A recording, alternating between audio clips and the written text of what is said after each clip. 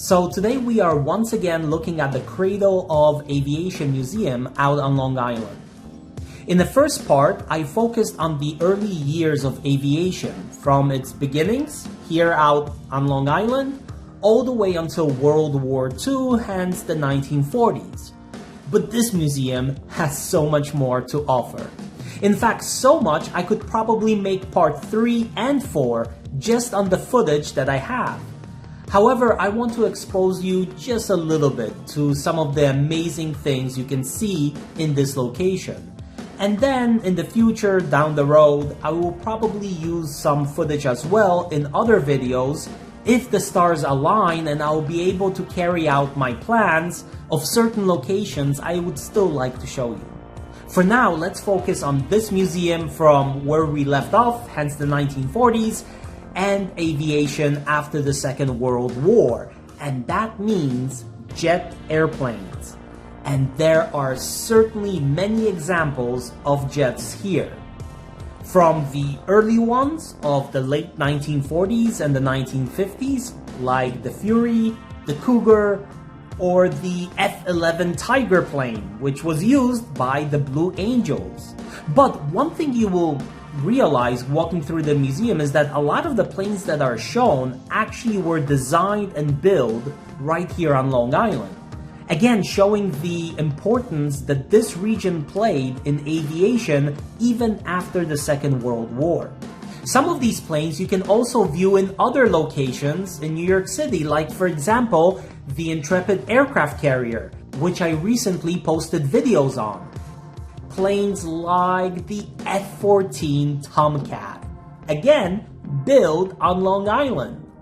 And I did mention previously that to me it is just a beautifully designed and put together airplane. Although, like I always point out, I could be a bit biased because this plane will always remind me of the Top Gun movies and Maverick, something I grew up on. But as you see, there is one right in front of the museum on the outside, and it is just so amazing to look at. However, I did also mention in my Intrepid video that I will show you the F-14 not just on the outside again, like you see right now, but also on the inside. So let me take you to an amazing area inside of the museum where we have another F-14 Tomcat.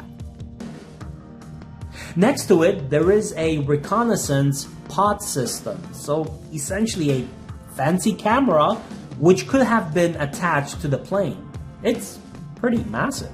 And on the other side, there is a F-14 cockpit which you can take a look at on the inside, where the pilot sat in the front, and then in the back, the radar intercept officer. So in the second Top Gun movie, if any of you watched it, there is a scene towards the end when they are inside of the F-14 and Rooster says, "There's 300 breakers back here. What do I do?" Well, there is indeed a lot of circuit breakers, as you see here in the back on the left and the right side of the seat. The plane was retired from service in 2006. But in general, this area of the museum gives me goosebumps, because not only do we have this F-14 Tomcat displayed, but next to it is the A-10 Thunderbolt II, nicknamed the Warthog, famous for its cannon in the front. It's basically a gun with wings. You don't want to be near this plane if you are the target. And then on the other side of the F-14, we have the Intruder. But aside from these planes, there is so much more in this section of the museum. For one thing, you can get a sneak peek into the Firefighters Museum, which is next door. Looks awesome, but that is a topic for another video. And check out this tiny one-person kit helicopter from the late 1990s. Kit helicopters are essentially small helicopters that the buyers need to put together themselves. But these kid helicopters are not really a new and revolutionary concept. As you see here, the United States Navy was using something like it already in the 1950s.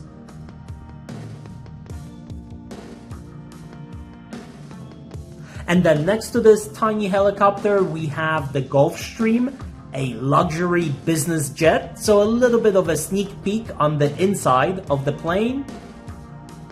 And finally, one last thing I would like to point out, the elephant in the room, the nose of the Boeing 707.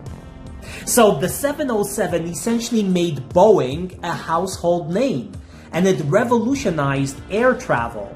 I mean, essentially, it is this plane which was introduced in the 1950s that ushered in the jet age for commercial flying. So let's check out the cockpit. But first, the restroom.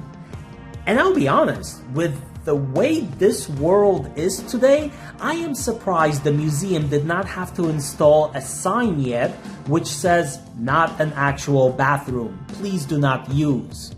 There's always that one person, right? But the fact that you can sit in this cockpit is amazing. And as you see, this particular plane comes from the Israeli airline, and it was retired in 1984. And the information card said that this particular plane flew more than 36 million miles in its history. So how many different people and pilots sat in this bird high up in the sky crossing the oceans? And now I get the chance to do so as well. That's pretty cool.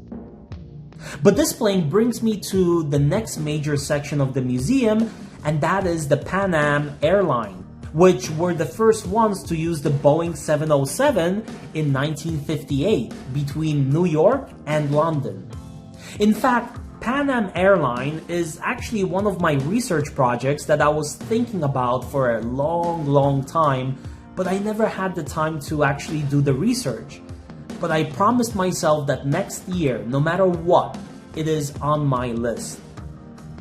The airline was founded by Juan Trippe in 1927, and by 1960s it was known around the world for its luxury, transcontinental travel, and it was really an airline which revolutionized air travel in many different ways.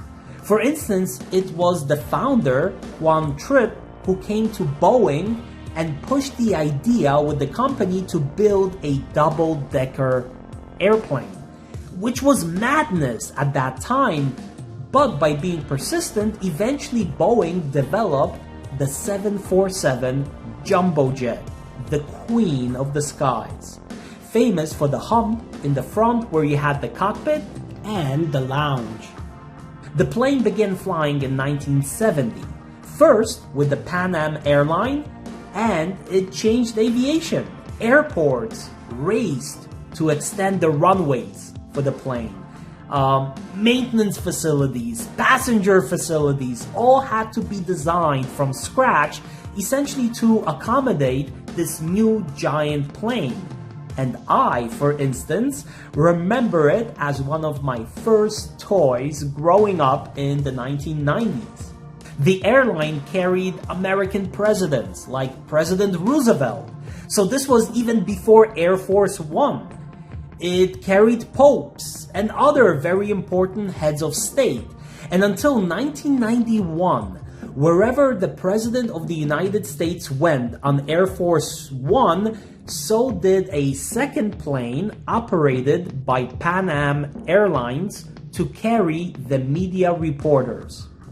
After 1991, once the airline closed, members of the White House press, the media, traveled on Air Force One along with the president.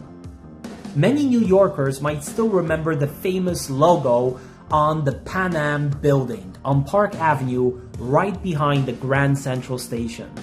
When it opened in 1963, it was the largest office building in the world, losing the title to the World Trade Center in the 1970s. In 1980s, the building was sold to the Metropolitan Life Insurance Company, and in 1992, after Pan Am closed, the iconic sign was changed to MetLife, which is what you see today.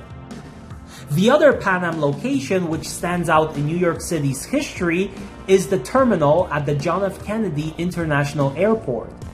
It opened in 1960 and then it was enlarged in the early 1970s, becoming the biggest terminal in the world, and may I add, very futuristic and ahead of its time in design. It was demolished in 2013, but maybe at some point I can show you a video about JFK Airport in New York City and we can see together if there's any Pan Am history that still lives on. And finally, let me take you to a section of the museum which focuses on space travel, something I am always fascinated with. So if it's not history I am reading, it is space-related things. Therefore, yep, you guessed, it's another research idea and project in the back of my head, if I ever find the time for it.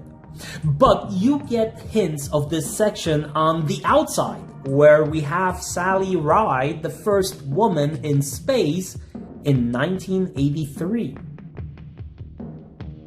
But just like in the Intrepid Museum in Manhattan, so here too you can get inside the Gemini spacecraft, which carried 2 people, paving the way for the Apollo missions and travel to the moon. And oh, is there a lot to see here as well. Again, this is a really big museum, but things like this camera, designed specifically for the moon,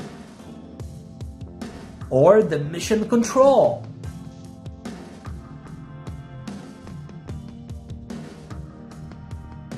But probably one of my favorite parts is the Lunar Module itself, which is the first and, well, it's the only spacecraft to take humans to another world, the moon.